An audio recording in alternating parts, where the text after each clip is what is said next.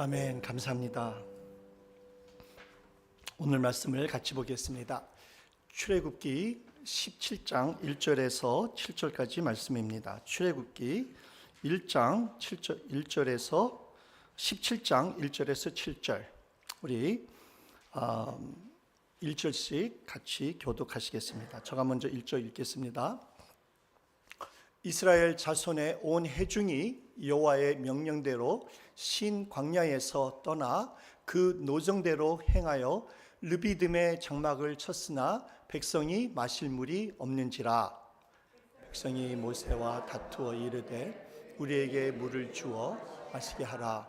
모세가 그들에게 이르되 너희가 어찌하여 나와 다투느냐? 너희가 어찌하여 여호와를 시험하느냐?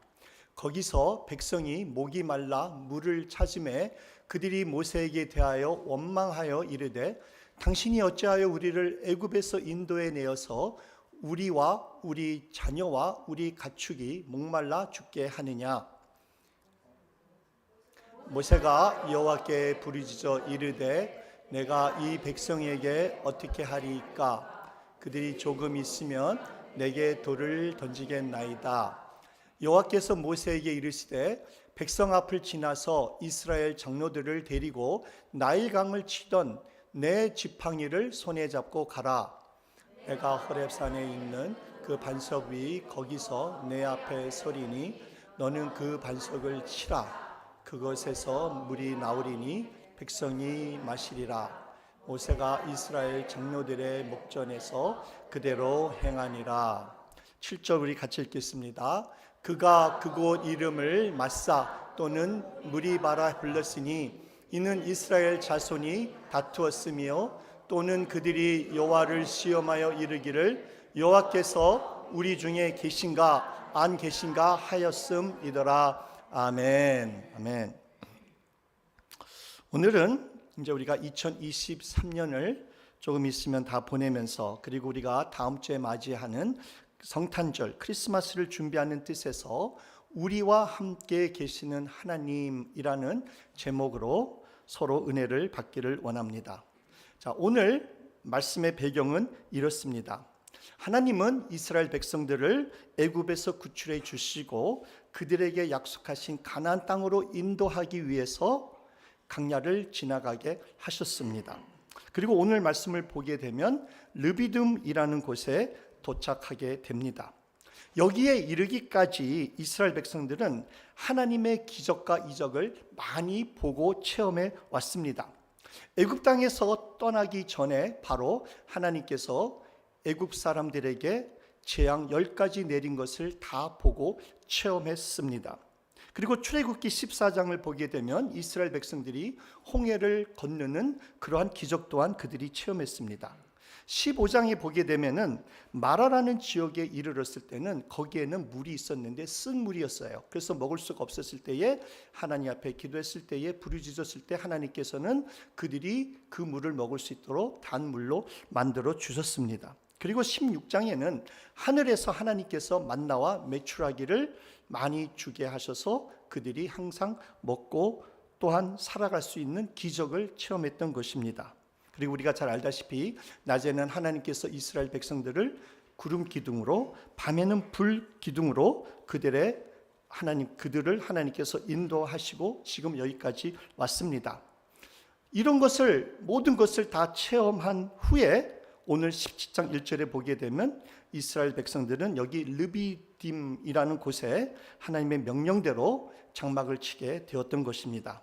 그런데 여기에 와보니까 물이 없었어요. 마실 물이 없었어요. 그래서 이스라엘 백성들이 잘하는 것도 합니다. 하나님 앞에 모세에게 원망합니다. 모세에게 물을 달라고 아우성을 치고 모세와 다투었습니다. 하나님이 우리와 함께 있느냐? 하나님이 우리와 함께 있다면 왜 우리에게 물을 주지 않느냐? 하나님이 우리와 함께 있다는 증표로 우리에게 물을 달라 하고 아우성을 치고 있습니다. 애굽 땅에서는 우리가 잘 먹고 잘 살고 있었는데 죽을 곳이 없어서 이 광야에까지 데리고 와가지고 우리와 우리 처자식들과 또 가축까지 다 목말라 죽이게 하겠느냐? 모세야, 너가 우리를 죽게 했으니 죽이려고 하니 우리가 너를 먼저 죽여야겠다 하면서 돌을 들어 죽여야 된다고 아우성을 치면서 모세와 다투었습니다. 여기 우리 본문 2절에 나오는 이 다툼이라는 이 표현은, 이 단어는, 히브리어 단어는 논쟁하다, 소송하다라는 뜻으로 법정인 용어인 것입니다. 즉 재판할 때 쓰여지는 단어인 것입니다. 다시 말해서 이스라엘 백성들은 모세에게 너가 우리를 여기서 죽게 만들었으니 너를 죽이는 것이 법으로 마땅하다, 너는 죽을 죄를 졌다 하면서 소송을 거는 것이었습니다. 그러나 우리가 4절에 보게 되면 모세가 여호와께 부르짖어 이르되 내가 이 백성에게 어떻게 하리까? 그들이 조금 있으면 내게 돌을 던지겠나이다 라고 하나님께 부르짖은 것입니다. 모세가 죽은 죄를 지은 것처럼 돌에 맞아 죽을 지경에 이르렀다고 하나님 앞에 간청한 것입니다. 그러나 모세는 이스라엘 백성들이 자기를 소송하는 것이 아니라 여호와 하나님을 소송한다는 것을 알고 있었습니다. 왜 그렇습니까? 모세는 하나님께서 이스라엘 백성들을 인도하라고 한 도구로 쓰임을 받았던 것이지, 진짜 이스라엘 백성들을 애굽에서 인도한 사람은 여호와 하나님이시기 때문에 그렇습니다. 그래서 모세는 오늘 본문 2절에서 이렇게 이스라엘 백성들에게 말합니다. 너희가 어찌하여 나와 다투느냐? 너희가 어찌하여 여호와를 시험하느냐? 이 말씀은 하나님이 우리와 함께 하신다는 증거로 지금까지 여호와 하나님께서 우리에게 많은 기적과 이적을 우리가 보고 체험했음에도 불구하고 아직도 하나님을 믿지 못하느냐라는 것입니다. 어찌하여 너희가 하나님을 죽이려고 하나님과 다투느냐? 어찌하여 너희가 하나님을 소송하느냐라는 것과 똑같은 것입니다. 그러나 이스라엘 백성들에게는 물보다 더 큰 근본적인 문제가 그들에게 있었던 것입니다. 물이 없다는 이 불평은 그들의 더 깊은 마음의 문제를 보여주는 표시에 불과하지 않는 것입니다. 그들의 기본적인 불만은 무엇인지 아십니까? 그들은 왜 우리가 이 광야에 와야 되냐는 것입니다. 우리는 애굽에서 사는 것이 좋았다. 우리는 애굽을 떠나는 것을 원치 않았다. 우리는 거기서 잘 먹고 잘 살고 있었는데 왜 우리를 애굽에서 이끌어내어 이 고생을 시키느냐는 것입니다. 말하자면 물속에 빠진 사람을 구해주니까 보따리 내놓으라는 것과 똑같은 것입니다. 자, 이 모든 것을 다 내다보신 우리 하나님께서 모세에게 뭐라고 명령하신 줄 아십니까? 5절 말씀해 보게 되면 여호와께서 모세에게 이르시되 백성 앞을 지나서 이스라엘 장로들을 데리고 나일강을 치던 내 지팡이를 손에 잡고 가라. 다시 말씀드려서 하나님은 이스라엘 백성들이 모세를 소송하든 아니면 하나님을 소송하든지 간에 그들이 원하는 대로 재판을 허락하신 것입니다. 그래서 장로들을 데리고 가라고 하신 뜻은 장로들로 하여금 이 모든 것을 지켜보고 그들로 하여금 결정을 내리라는 것입니다. 지금으로 말하자면은 콜트에 가게 되면 주리라고 있죠. 배심원. 장로들이 그 배심원의 역할을 한다는 것입니다. 그리고 지팡이를 가지고 가라는 말씀은 나중에 누가 잘했다, 잘못했다 결정이 나면 그 지팡이를 써서 처행을 집행하라는 것이었습니다. 우리가 다 알다시피 이 지팡이는 모세가 이스라엘 백성들을 애굽에서 데리고 나올 때 많은 기적을 베풀었던 그 지팡이였습니다. 다시 말해서 이 지팡이는 하나님의 권위와 능력을 나타내는 것입니다. 지금으로 말하자면 판사가 결정을 내리고 처형을 집행할 때 꽝꽝꽝 이렇게 나무로 만든 조그마한 망치를 두들기고 하는 것과 똑같은 것입니다. 자, 그럼 이제 재판할 준비가 되었습니다. 재판에는 누가 있어야 되죠? 재판장이 있어야 되죠. 죄인이 있어야 되죠. 누가 재판장이고 누가 죄인입니까? 하나님이 재판장이시고 이스라엘 백성들이 죄인 아닙니까? 죄 지은 사람들이 재판장 앞에 서야 되는 것은 당연한 거죠. 그런데 여기 보면 아주 놀라운 일이 일어나고 있습니다. 6절에 하나님이 모세에게 이렇게 말씀하십니다. 우리 6절 한번 같이 읽겠습니다. 시작. 내가 호렙산에 있는 그 반석 위 거기서 내 앞에 서리니 너는 그 반석을 치라. 그것에서 물이 나오리니 백성이 마시리라. 모세가 이스라엘 장로들의 목전에서 그대로 행하니라. 와우. 저는 이 말씀 읽고 와우 했습니다. 누가 앞에 섰습니까? 하나님이 반석 위에 모세 앞에 선 것입니다. 모든 사람들이 보는 앞에서 하나님이 죄인인 것처럼 사람 앞에 선 것입니다. 어떻게 하나님이 사람 앞에 설 수가 있습니까? 사람이 하나님 앞에 서는 것이지 하나님이 사람 앞에 서는 경우는 절대로 없습니다. 어떻게 온 천지 만물을 지으신 창조주 하나님께서 보잘것없는 피조물에게 죄인처럼 사람들 앞에 서게 됩니까? 하나님은 재판장이십니다. 우리 각자는 나중에 이 재판장이신 하나님 앞에, 하나님 그 보좌 앞에 서서 우리가 이 땅에서 행한 모든 것에 대한 심판이 있을 것입니다. 자, 그런데 더 놀라운 일이 여기에 벌어지고 있습니다. 하나님은 모세 보고 하나님이 서 있는 반석을 지팡이로 뭐라고요? 치라고 하십니다. 이게 무슨 뜻이에요? 지팡이로 하나님을 치라는 거예요. 하나님을 때리라는 거예요. 이것은 정말 일어날 수 있는 일이 아닙니다. 어떻게 사람이 하나님을 칠 수 있겠습니까? 자식이 부모를 칠 수 있습니까? 종이 주인을 칠 수 있습니까? 피조물이 창조주를 칠 수 있습니까? 그러나 하나님은 모세 보고 너가 가지고 있는 지팡이로 내가 서 있는 이 반석을 치라고 명령하시는 것입니다.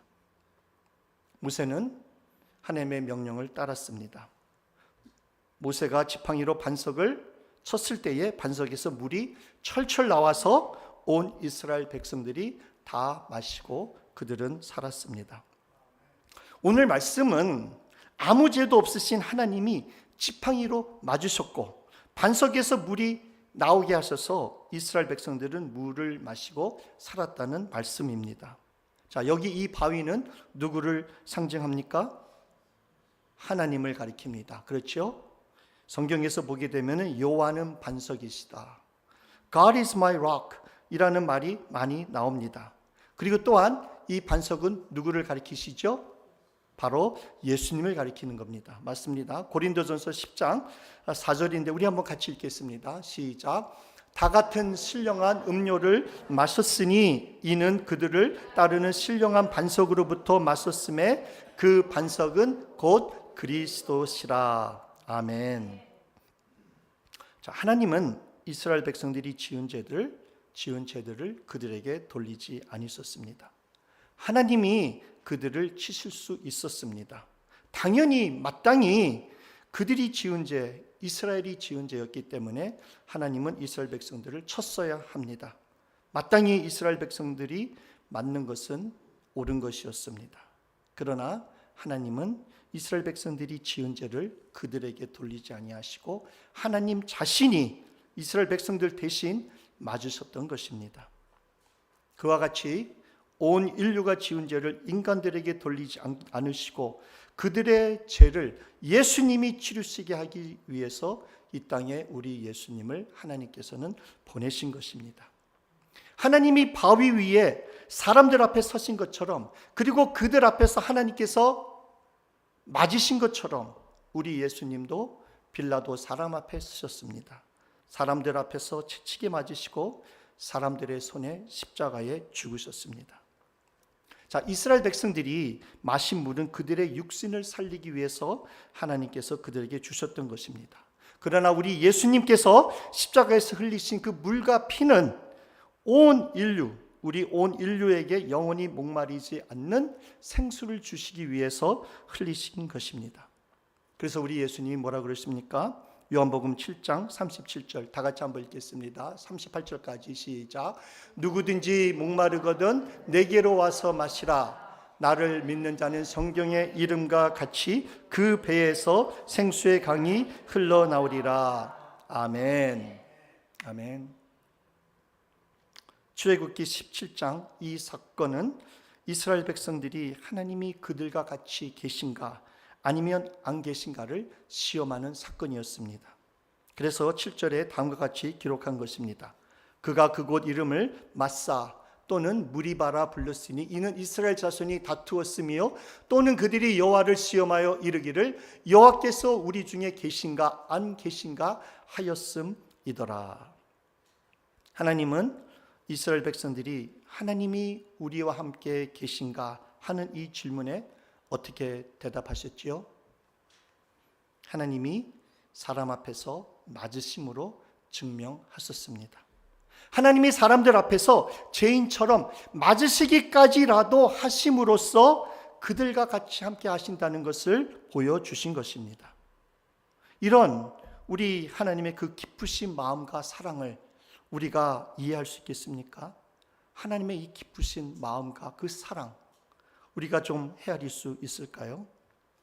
그뿐만 아닙니다. 하나님은 그가 택하신 백성들과 영원히 함께 계신다는 것을 증명하시기 위해서 우리 주 예수 그리스도를 이 땅에 보내셨던 것입니다. 죽으시기 위해서, 사람들 손에 맡게 하시기 위해서, 죄인들처럼 사람 앞에 서시게 하기 위해서 이 땅에 보내주신 것입니다. 이것이 바로 크리스마스의 성탄절의 참 의미인 것입니다. God with us, 임마누엘의 하나님. 아멘. 사랑하는 성도님, 우리가 꼭 알아야 할 것은 하나님은 하나님이 택하신 백성들과 한 번이라도 같이 함께 안 하신 적이 없다는 사실입니다. 항상 같이 하셨습니다. 구약시대는 어떻게 하나님이 그의 백성들과 같이 함께 하셨지요? 태버네클, 즉 장막 가운데 하나님이 백성들과 같이 살았습니다. 그 태버네클이라는 그 뜻은 dwell, 같이 산다는 그 뜻입니다. 신약시대는 성자 하나님이신 우리 예수님께서 우리와 같이 임마누엘로 같이 하십니다. 그래서 마태복음 1장 23절 우리 한번 같이 읽겠습니다. 보라, 청녀가 잉태하여 아들을 낳을 것이요 그의 이름은 임마누엘이라 하리라 하셨으니 이를 번역한즉 하나님이 우리와 함께 계시다 함이라. 아멘. 그리고 지금 교회 시대는 누가 우리와 같이 함께 항상 계십니까? 우리 성령님, 보혜사 성령님께서 우리와 항상 같이 함께 계십니다. 이렇게 성부, 성자, 성령님, 하나님께서는 하나님의 백성들과 항상 같이 함께 계셨습니다. 지금도 같이 하셨고, 과거에도 같이 하셨고, 지금도 같이 계시고, 또 앞으로도 영원히 우리와 같이 함께 있을 것입니다. 그렇기 때문에 우리는 이 땅에서 아무리 힘들고 어려운 환경에 있을지라도, 이스라엘 백성들처럼 먹을 물이 없을지라도, 죽을 것 같을지라도 하나님을 시험하면 안 된다는 것입니다. 이스라엘 백성들처럼 하나님 앞에 대들듯이, 싸우듯이, 원망하듯, 소송하는 것처럼 하나님이 우리와 함께 계신가? 라고 하나님을 시험하면 안 된다는 것입니다. 사랑하는 성도님, 하나님의 마음을 아프게 하지 마시기 바랍니다. 하나님을 대적하지 마시기 바랍니다. 하나님을 시험하지 마시기 바랍니다. 우리 하나님을 우리는 두 번 칠 수는 없습니다. 우리 예수님을 우리가 두 번 십자가에 못 박히시게 할 수는 없는 것입니다. 그러나 정말 하나님이 나와 같이 함께 계신가 하는 이 질문은 아주 중요한 질문입니다. 꼭 하나님이 나와 같이 계시다는 이 확신을, 이 답을 우리는 각자 가지고 있어야 합니다. 이 질문이 왜 이렇게 중요하냐면 하나님이 나와 함께 하시다는 것을 내가 안다면, 내가 확신한다면 그 무엇것도 우리는 두려울 것이 없기 때문입니다. 모든 것을 극복하고 이길 수 있기 때문입니다. 사람이 우리한테 뭐라고 해도, 환경이 아무리 어렵고 힘들지라도 상관없다는 말씀입니다. 그러므로 사랑하는 성도님, 하나님이 성도님과 함께 같이 계신다는 것을 꼭 확신하시기 바랍니다. 그러기 위해서는 하나님 앞에 조용히 겸손히 나가시길 바랍니다. 조용히 주님께 무릎 꿇고 나가시기 바랍니다. 우리 하나님이 성도님들에게 분명히 가르쳐 주실 것입니다. 보여주실 것입니다. 시편 42편 11절 말씀에 이런 말씀이 있습니다. 내 영혼아 너가 어찌하여 낙심하며 어찌하여 내 속에서 불안해하는가? 너는 하나님께 소망을 두라. 나는 그가 나타나 도우심으로 말미암아 내 하나님을 여전히 찬송하리로다. 아멘.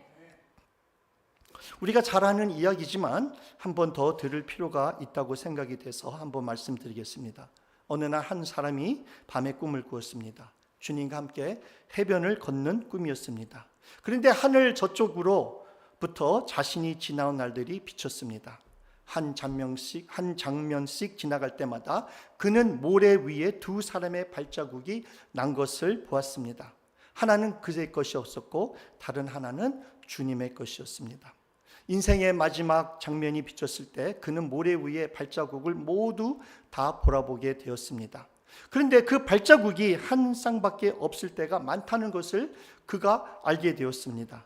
그리고 그때는 바로 그의 삶에 있어서 가장 힘들고 어려운 시기였던 것들입니다. 그래서 그는 주님께 물었습니다. 주님께서는 언제나 저와 함께 해주신다고 약속하시지 않으셨습니까? 그런데 제가 보니 제가 제일 어려운 시기에는 한 사람의 발자국밖에 없었습니다. 정말 제가 주님을 가장 필요로 했던 그 시간에 주님께서는 왜 저와 함께 하시지 않으셨는지 저는 잘 모르겠습니다. 그때 우리 주님께서 이렇게 대답하시죠. 사랑하는 나의 자녀야, 나는 너를 사랑했기 때문에 한 번도 너를 버린 적이 없었단다. 너가 제일 어려운 시기에 한 사람의 발자국만 보이는 것은 바로 그때 내가 너를 어떻게? 업고 다녔기 때문이란다. 아멘.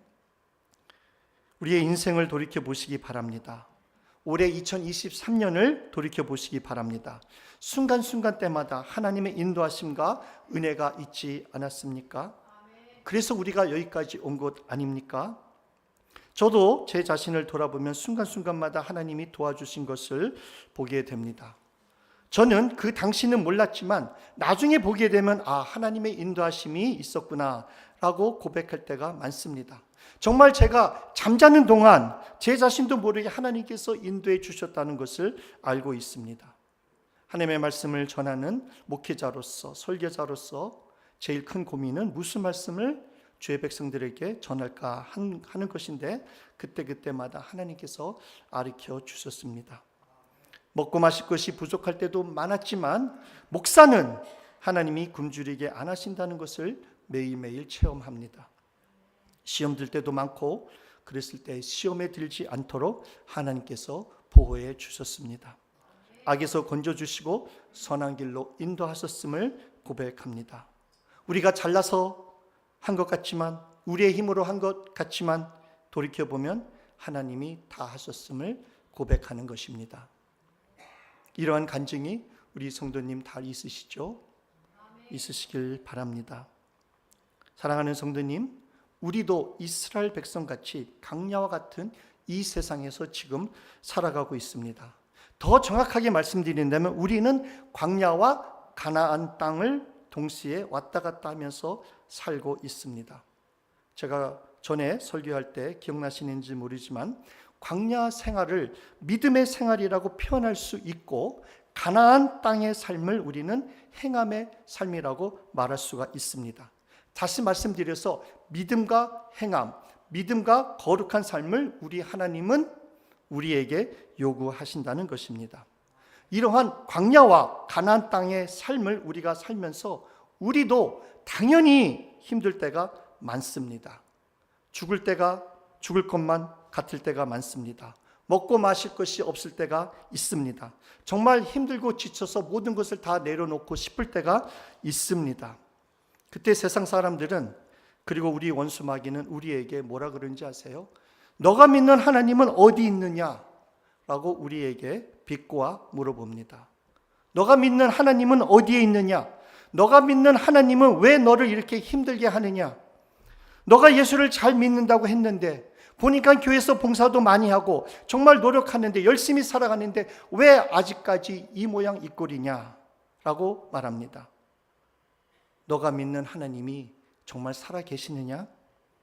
정말 너의 하나님이 너를 사랑하니? 혹시 너를 버리지 않았니? 라고 하면서 너 하나님께 불평해라, 원망하라, 하나님을 따지라, 하나님을 소송하라고 유혹합니다. 그럴 때 우리 성도님들은 어떻게 하시겠습니까? 그들의 말처럼, 그리고 이스라엘 백성들이 했던 것처럼 성도님의 하나님을 소송하시겠습니까? 하나님을 죽이시겠습니까? 이럴 때 우리는 시편 42편 이 말씀을 기억해야 합니다. 시편 42편 다 읽지는 않겠지만 우리가 몇 절만 읽겠습니다. 우리 한 절씩 다 같이 한번 읽겠습니다. 천천히 한번 뜻을 생각하면서 읽겠습니다. 시작. 하나님이여, 사슴이 시냇물을 찾기에 갈급함 같이 내 영혼이 주를 찾기에 갈급하나이다. 내 영혼이 하나님 곧 살아계시는 하나님을 갈망하느니 내가 어느 때에 나아가서 하나님의 얼굴을 배울까? 사람들이 종일 내게 하는 말이 내 하나님이 어디 있느냐 하오니 내 눈물이 주야로 내 음식이 되었도다. 다음 말씀. 내 반석이신 하나님께 말하기를 어찌하여 나를 잊으셨나이까? 내가 어찌하여 원수의 압제로 말미암아 슬프게 다니니까 하리이다.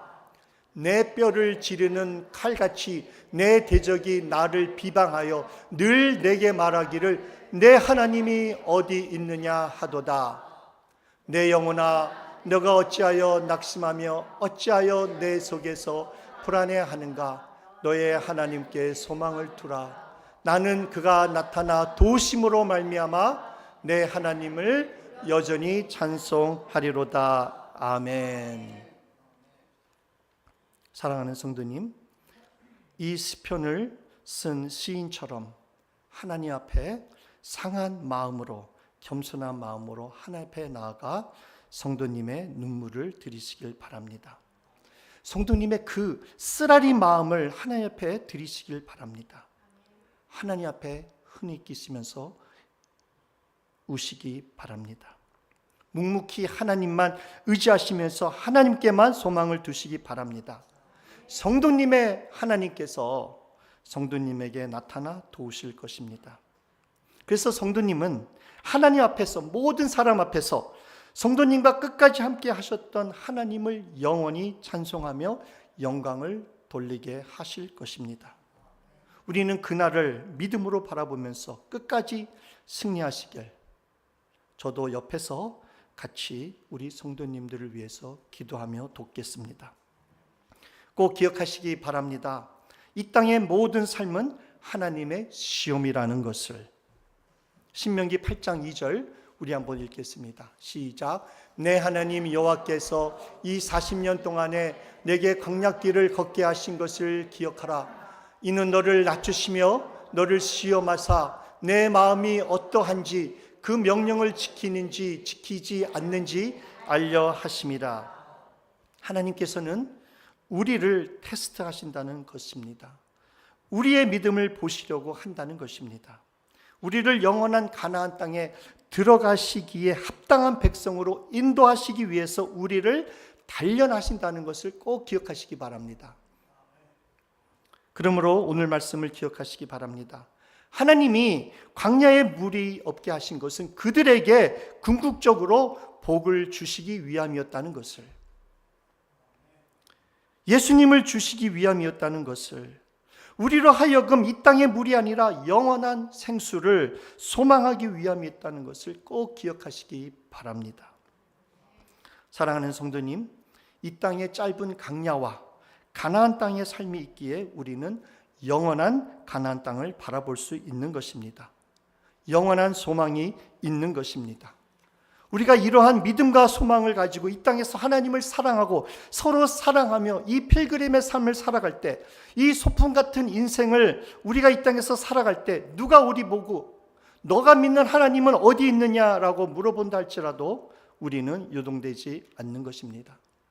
대래 이러한 질문을 하는 어리석은 자들에게 우리는 불쌍한 마음, 긍휼한 마음이 우리에게 있는 것입니다.